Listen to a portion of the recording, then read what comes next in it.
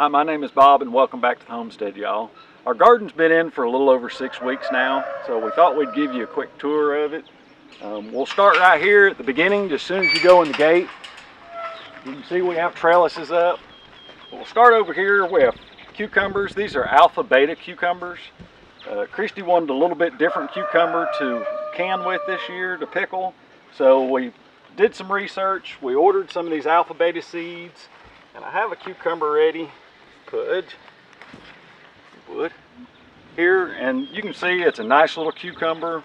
They get a little bit longer than this, but they don't get much longer. They'll get about 7 to 8 inches long, but they're going to be a great little pickling cucumber, and they're just loaded with cucumbers. Now we're trellising these this year, and we have some beans planted in here. We have some Cherokee purple beans planted in right here, and then we have Cherokee trellised beans on the second half on both sides of our trellises. So this whole first half is the purple beans, and the whole second half is Cherokee trellised beans. And then on both sides are the alpha beta cucumbers. So that's what we're growing right here at the main entrance of our garden. Okay, let's start with our corn. This outside row of corn, we have Serendipity. It's a great sweet corn that we like. We grew it last year and we just loved it.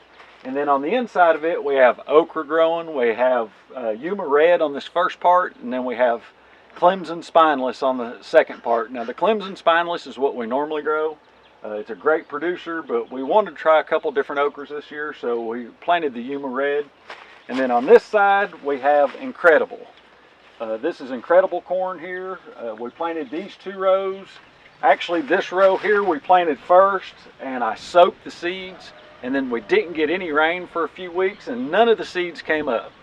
So I ended up about half of this row I had to replant. The back half, at the far half at the other end, I didn't soak those seeds, and every one of those seeds came up. And normally I don't soak our seeds, but we weren't forecasted to get any rain for about 10 days when we planted the garden.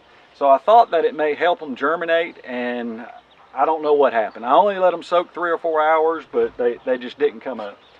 So we came back, we replanted these, and you can see how much shorter they are than these. Now these we planted at the same time, and they're all doing great. We didn't soak any of these seeds, and just about all of them came up. So there's 2 rows here. The way we planted them, we planted a row, 2 rows side by side on all the corn. Okay, this is the Yuma Red. You can see how red the stalk is. It's a red okra, so we're going to see how well this does this year. Like I said, we've never grown this Yuma Red okra before, but it's a pretty plant. It's got a real pretty color to it, and then you can see the veins in the top are red also. So we don't have any okra on here yet. We have a few that are just starting in the top, but hopefully in the next couple weeks we'll get to harvest some of this okra. Let's go down here and we'll look at the Clemson Spineless. Okay, now this is the Clemson Spineless. So if you look at it, you can see the stalks on it are green compared to the Yuma Red. Now this is a regular green okra. This is a great okra. It's a great producer. We probably have about 40 plants of it, 30 plants of the Clemson Spineless down through here, but this is a great okra to grow. If you like okra or pickled okra, this is what you want to grow. All right, this is another 2 rows of Serendipity corn. We planted these 2 weeks after we planted these. Christy and I have learned over the years, if you plant all your corn at the same time, that means it comes in at the same time, and that is a lot of work. By the time you harvest all that corn, you shuck it all, you preserve it all, however you're going to preserve it, you're going to have some late nights. So what we've done is we'll stagger. We'll put 2 rows in. We'll wait 2 weeks. We'll put another 2 rows in, and then I'll show you the last row over here in just a minute. But this corn will come in really about 10 days later and not 2 weeks later because of the shortening of the days. So it'll be done just a little bit quicker. You won't have quite as big of ears, but at least you won't have all that work at the same time. Okay, well right here we have 7 bell pepper plants. You can see there's a little pepper on this little plant right here. It's about ready. I think I'll leave that. I'll wait a couple days. But these are green bell peppers. And then on down at the end of the row, we have some orange bell peppers and some red bell peppers. But now these bell peppers, they're California wonders. They'll produce If you have 7 plants, they're going to produce more than enough for 2 people. Probably produce enough for about 4 people by the end of the summer. But we love the California Wonder bell peppers. Now on this side we have beans right here. This is a new type of bean that we're growing. This is called a dragon's tongue bean. We ordered these seeds from Baker Creek Heirloom Seeds. They're a bush bean, and that's what this first half of this row is. Every one of these are the same bean. Now on the second half, we'll take you down here in just a second and show you these. Those are purple teepee beans, and they're a real pretty bean. Of course, we haven't eaten any of these yet, so we don't know how good they are, but they're a real pretty bean. Okay, this part of this row is called a purple teepee bean. These give me a little bit of trouble sprouting this year. I think it was just because it was so dry. So we were having to try to water them to get them to sprout. So not all the seeds sprouted, but they're a real pretty bean. You can see these beans on here. There's a cluster of them. I'll pull one off and show you. They're a beautiful bean. I didn't plant a whole lot of them because I didn't know whether we were going to like this type bean or not. So we just thought we'd just grow some of them and then see whether we like it or not. And then if we do, the next year we'll plant a couple rows of them if we like them and if they can well. But we have several plants down through here. At the end of the row, we have kidney beans, and then we have a whole nother half a row over here of kidney beans also. Okay, here we have 2 rows of beans. We have Kentucky Wonders. This whole row is Kentucky Wonder bush beans, and this is Roma 2s.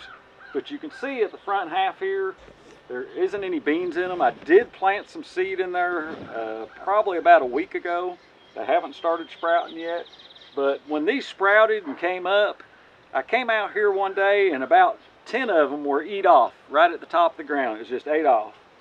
And I didn't know what was going on. A few days later I came out and there's a few more. So I sat out here one evening and there's a little small rabbit that was coming in. We have 2x4 fencing all the way around our garden, 2" by 4", and he was small enough that he could squeeze through. So I took care of that, and I've planted new bean seeds in here now, which it's early July, so we have plenty of time for these beans to sprout. Those are one of the things we plant anyhow later in the year is beans, and because beans will produce right up till first frost. And then you can see we have a small row of serendipity corn. Now this row was planted 2 weeks after the other row. Okay, now this may not look like a lot of corn to a lot of people, having 7 rows of corn, but there's roughly somewhere around 100 corn plants per row. So if you look at having 7 rows of corn, that's 700 ears of corn if there's just 1 ear on each plant, which most of the time you're going to have 1, and some plants are going to have 2 ears of corn. So if you have 2 ears of corn, that's 1,400 ears of corn for a year's time. So that's more than enough for Christy and I, and for when we have get-togethers, we can fix a big old thing of our sweet corn, and everybody loves it, especially around Thanksgiving and Christmas time.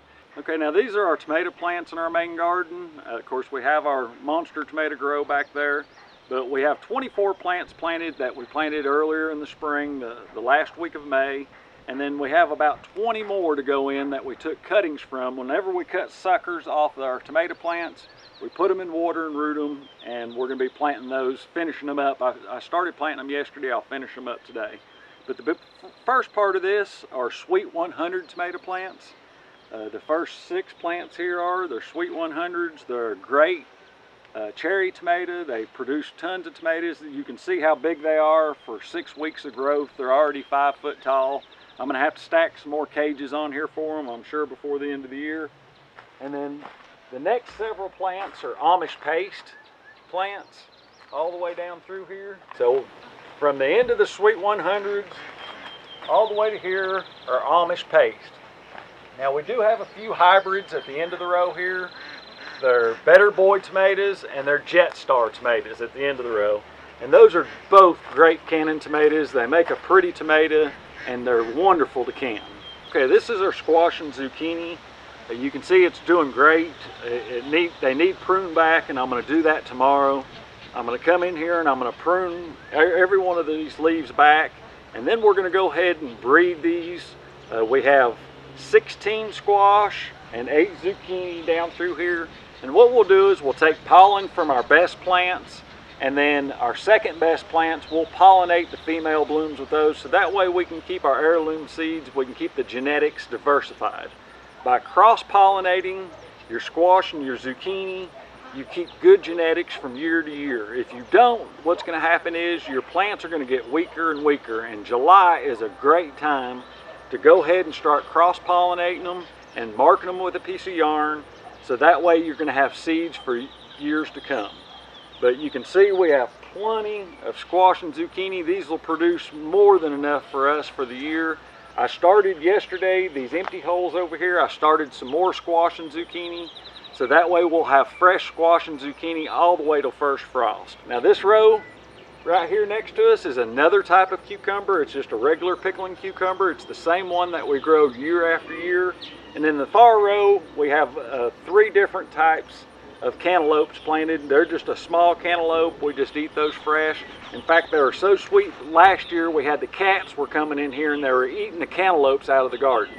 I didn't plant too many of them. You can see I think there's 3 plants in each one of those holes, so that's 9 plants. They produced a bunch of cantaloupe last year, but I had a hard time with those also, getting those seeds started. We just had a weird year this year. The spring, the weather, it was warm in March and April, then cold in May, and then dry in June. So I had a hard time getting some of the plants to start, even though you can see we have drip irrigation on this. And this black tube behind us goes up to a cistern at the top of the hill. So we have irrigation, we have drip tape on our corn, our tomatoes, and our beans. I still just had a hard time this year getting seeds to germinate, certain seeds to germinate. Of course, you can see the squash and zucchini did well. These are just huge plants doing wonderful. I just can't say enough about them. All right, we have another one of our cattle panel trellises here. Now on this side we planted a Chinese python bean, which is supposedly a huge bean. We've never grown those before. We just thought we'd kind of grow those as a novelty. And then we have lemon cucumbers, and that's what all these are. You can see these big old cucumbers. On this side we have lemon cucumbers also, but we planted a different kind of bean. It was a Robert Hazelwood bean. Christy and I were up in Kentucky and we stopped at a yard sale, and there's a nice elderly couple there, and she had tons of daylilies in her yard, and I'm a daylily grower. I've been a lily grower for years and years, and I mentioned to her, I said, boy, you have some beautiful lilies. And she said, well, why don't you come around back and look at some of our plants? Well, while we were around there looking at the lilies, she took us into her garden, and it was the first week of October, so they had already had a frost up in Kentucky, and so most of her garden was finished.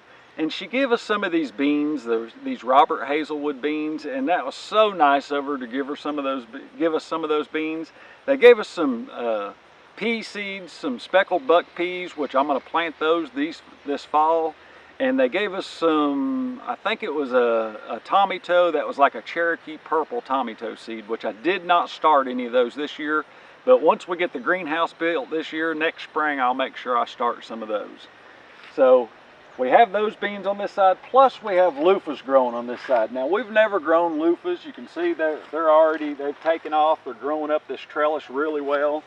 And same with the cucumbers, they're growing up the trellis well. The only thing when you're trellising cucumbers, pretty much every day you have to come out and weave the cucumber vine into whatever you're trellising it on. So that way it keeps growing. Sometimes they'll grow at an angle. You can see this one is growing, it's sticking back out. But what I'll do is I just come out here every day and I'll thread these through, and they have these little tentacles on them, these little legs, and they'll grab a hold of your trellis and they'll climb right up, and it makes it so much easier to pick cucumbers by trellising cucumbers. That is, to me, that's the only way to go anymore, is just trellis our cucumbers. We do have some cucumbers over there that we didn't trellis, but most of them we trellis anymore just because they don't hide as easy on it. So if you have any questions on this video, or if you have any comments, please leave them below. And as always, thanks for watching.